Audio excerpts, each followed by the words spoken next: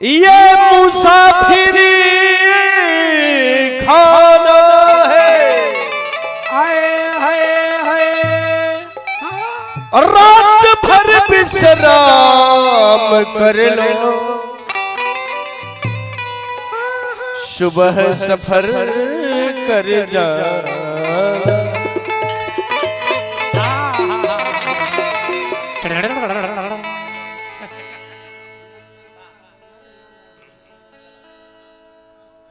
Master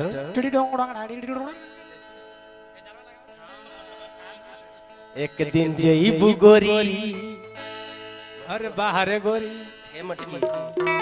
खड़ा हो जा गोरी, खड़ा हो जा। कि एक दिन जाए पड़ी अरे पिया के नगरिया,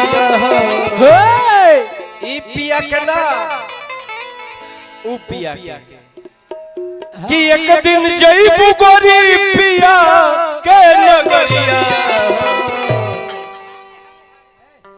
चुनरिया रंगल गोरिया, जईबू पिया के नगरिया,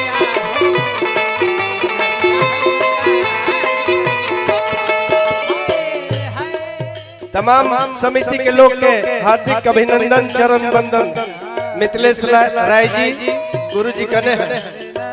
एक दिन जईबू गोरी पिया के नगरिया, एक दिन जाए पड़ी पिया के नगरिया, चुनरिया रंगल गोरिया, एक दिन जईबू पिया के नगरिया,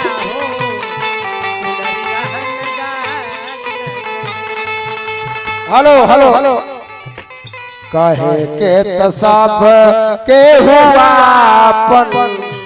आपन कहावे वाला के हो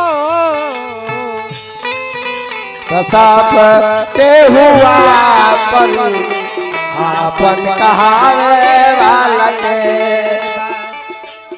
सबके जईबू ए बबुआ पूरा गाँव दुखवा में दिनवा कटेला, दुखवा में और दिनवा कटे, सुखवा बतावे कहे के सब के हुआ आपन कहावे वाला, जईबू गोरी पिया के नगरिया। आदेश छिटी जल पावक गगन समीरा, गगन समीरा, छिटी जल पावन गगन सवेरा, गगन सवेरा। कल और आराम से दुबे जी, कल पाठक जी आए थे तो बड़ी बढ़िया कार्यक्रम हो रहा था। तो एक दिन 2 दिन पहले ही उनका विदाई तय हो गया, ठीक है, उनका विदाई गमछी उमछी सब मिलके 2 दिन पहले ही हो गया। अब सब के विदाई होगा एक दिन काल ना, कल अंकुर प्रार्थना के कल बुलाया जाए, कल विदाई किया जाएगा। तब न तो आसाराम के आज हम एक बार कटनी में थे, तो जो डीआरएम था कटनी क्षेत्र का रेल का, उनका चेला था, 20 मिनट पहले ट्रेन को छोड़वा दिया था डीआरएम। तो आसाराम के का स्थिति था वो समझ लो बात को, इसीलिए पहले विदाई नहीं, एकदम साथे सबके विदाई होना चाहिए। छिटी जल पावक गगन समीरा, गगन समीरा, छिटी जल पावन गगन सवेरा। लता मंगेशकर बहुत सुंदर गाती थी, ध्यान दीजिएगा। हाँ जी मास्टर, लता मंगेशकर से बढ़िया गायिका कोई नहीं है, आज भी नहीं है, लेकिन और कलाकारों का बिजनेस नहीं चल रहा था, नहीं गाते। छिटी जल पावक गगन समीरा, गगन समीरा। बाबा विपिन बाबा के विदाई हमने क्या कर कहिए विदाई कलाकार हम सभी के गार्जियन हैं, कभी कुछ कर सकते। क्षितिजल पावक गगन समीरा, गगन समीरा। क्षितिजल पावन गगन समीरा, गगन समीरा। और पंचरचित यह अधम शरीरा।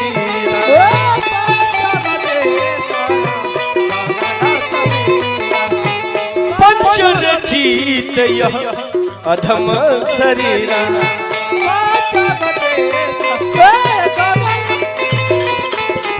जेकरा से बनल बा यह 5 गो से क्षितिजल पावक गगन समीरा।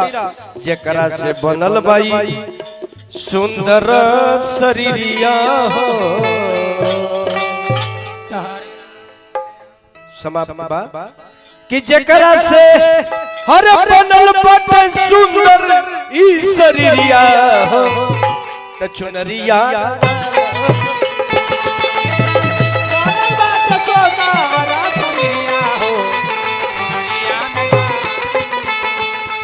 चाहे राम सिया बोलो, चाहे श्याम पिया बोलो।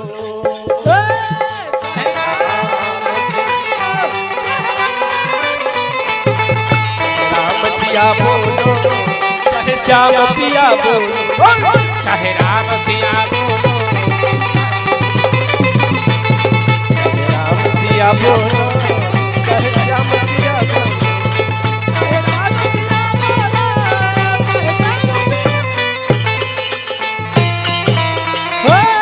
प्रेम से बोली जल के पुरुष भगवान की जय।